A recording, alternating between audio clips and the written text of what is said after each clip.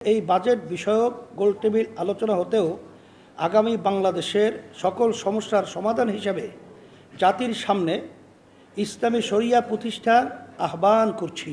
সরকারের কাছে জনগণের প্রত্যাশা হিসাবে বাজেটে জনগণ প্রদেয় অর্থ ব্যয় শতভাগ জবাবদিহিতার দাবি জানায়। একই সাথে জনগণের ঘাড়ে অহেতুক ঋণের বোঝা না বাড়িয়ে বরং ঋণ পরিশোধের সুস্পষ্ট রূপরেখা চাই।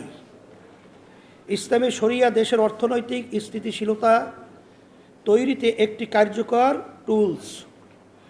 দেশের আভ্যন্তরীণ যোগান বৃদ্ধিতে অনেক খাত যেমন জাকাত ব্যবস্থাপনা, উসর, খারাজ ইত্যাদি রয়েছে, যা এখন পর্যন্ত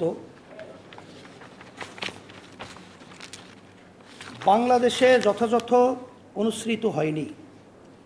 তেমনি দেশি বিদেশি ঋণ পরিশোধও ইসলামী শরিয়ায় রয়েছে অনেক সহজ পন্থা।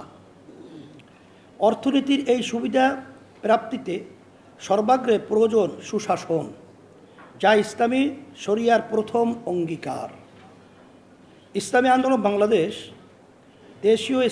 দেশের স্থায়ী স্থিতিশীলতা ও অর্থনৈতিক স্বনির্ভরতা সৃষ্টির লক্ষ্যে ইসলামী শরিয়াকে একটি কার্যকর সমাধান মনে করে, যার যথাযথ বাস্তবায়নে বাংলাদেশের গণমানুষ তাদের কষ্টার্জিত অর্থের সুফল পেতে পারে।